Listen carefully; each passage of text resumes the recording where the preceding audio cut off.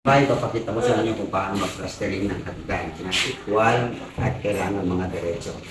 Kaya kung equal ang taas niya, para parehas yan doon sa taas. Kaya kailangan i-divide mo kung anong baitan. Tapos kailangan ito, kita mo, importante diretso. Pakita mo yung pagkadiretso niya. Yan, diretso. Para pag linapat mo yung planks o yung kahoy, pantay-pantay. Kahit kung kasi babaw kung hindi naman siya, diretso pa rin yung dulo ng planks o yung tabla. Yung hanggang dito sa kasi ganyan. Pare-pareha siya.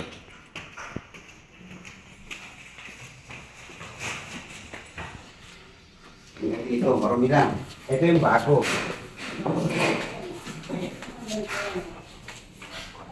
Yan yung bago. Ipakita mo yung mga kanto. Pantay-pantay. Saka yung pagkita mo. Kailangan pare-parehas ang sukat para hindi masagwan tingnan. Kailangan sa plastering pa lang okay na. Sa pintura, hindi na masyadong hirap yung mga pintura.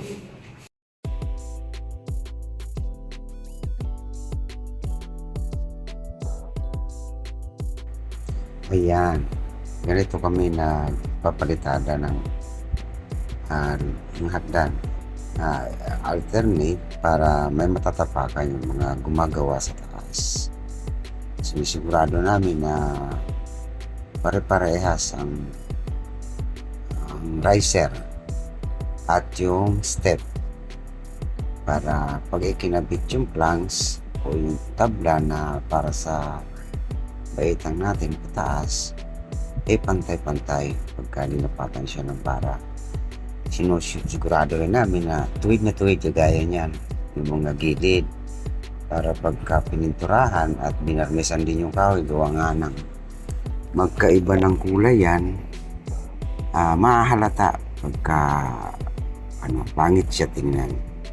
Kaya mas maigi pagka nagpapalitada ka ng hagdan, inaayos na, gumamit ka ng mason na kilala mong magaling at marunong sa mga kantuhan para hindi mamblema yung magkakabit ng plans. Kasi ang kahoy kasi niyan o yung tabla na ikakabit dyan ay bago ilatag yan dyan, papantayin din yun, kakatamin, pagpapare-parehasin ng sukat, kapal, para pag linatag dyan pantay siya. Kasi pagka hindi kasi pantay, pagka sinilip mo yan sa taas, pababa, yung pinaka-edge ng kahoy, may lulubog mililitaw, ganun ang mangyayari. Kaya kailangan pantay-pantay talaga, maging semento sa plastering, pantay, para pag kinabit yung kahoy na pinagpare-parehas mo at pinagpantay-pantay mo, wala magiging problema. Yan kasi tornilyo ang ginagamit namin at yung adhesive para sa ilalim. At bago namin kinakabit yan ay pinapahiran namin ng antay-anay para maging matatag. Yan. Medyo matagal nga lang ang pagpalitada kasi nga mahirap gumalaw dyan dahil mahirap na yung pwesto mo, marami pang nadaan, may nagawa din sa third floor. Sa second floor na kasi yan, yung sa ground floor kasi yung pinagkita ko kanina sa unahan ng aking video, tapos na, kaya pupunta na siya sa third floor. Kaya hindi ganun kadali magpalitada ng hagdan. Kaya kailangan ng ilalagay mo mason yan ay medyo matyaga, mabang pasensya dahil sa bukod nga dun sa mahirap na yung position niya dyan, marami pang magulo gawa ng daanan. Kaya nga ang tingin may palitada dyan, alternate, para may naghahakbangan sila. At yung mga naghahakot din sa taas ng mga materyales, pinahirapan din naman umakyat yan dahil nga hindi mataas ang baitang, dahil yung kailangan din mo matapakan yung palitada. Ayan. Tsaga lang. Sa akin kasi talaga, ang tinututukan ko sa bahay ay yung mga plastering. Medyo mahigpit ako dyan, lalo na sa mga page, sa mga kantuhan, at maging sa wall.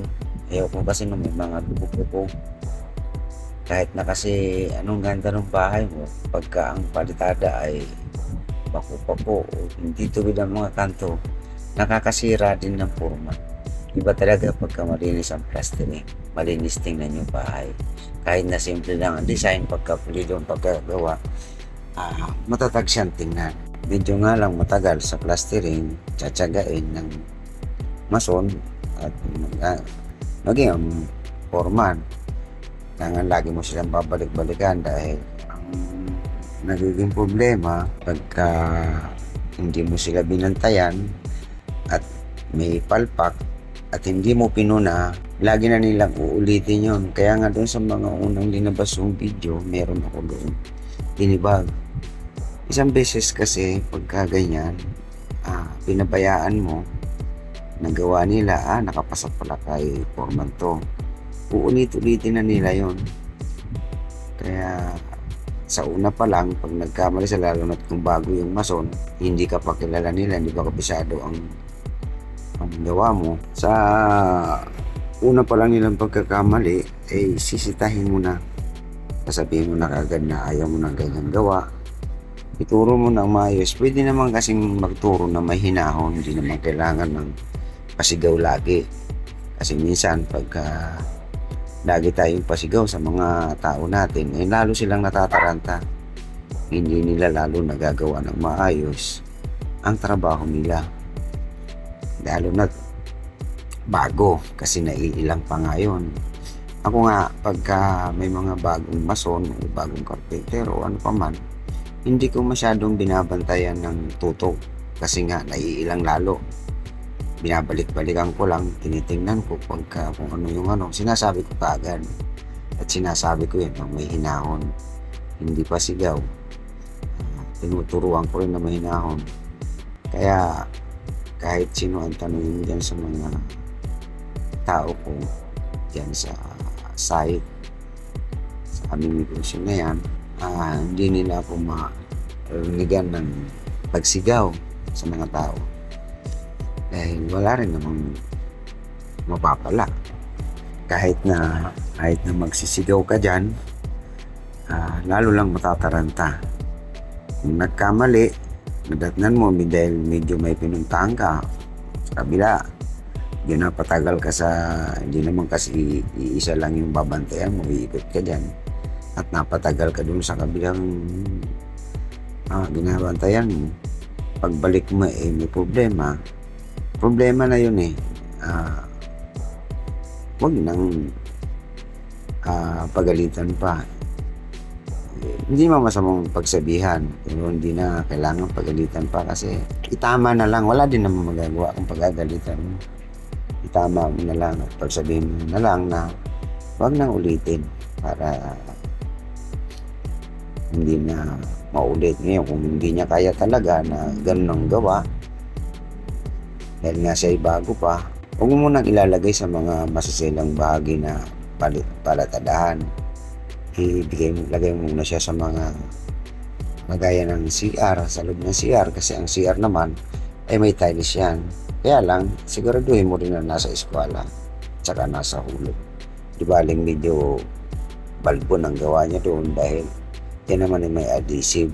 Huwag lang yung wala sa eskwela o kaya ay wala sa hulog. Kaya ako ganyan ang ginagawa ko habang tinuturuan ko sila. Doon ko lang muna sila inalagay sa mga hindi masiselang area ng bahay. Binabantayan mo sa bakod kasi sa bakod nababantayan mo rin na maigi. Ang mason naman madaling turuan basta't nasunod lang. Kaya nga ang sabi ko sa kanila sa mga mason, sumunod muna kayo bago kayo sumuway. Dahil yung pagtuturo ko sa inyo, hindi naman para sa akin yon, para din naman sa kanila yon. Kung umalis man sila sa akin, lumipat sila sa ibang side, may natutunan sila dito po. Sige po, hanggang dito lang muna. Salamat po.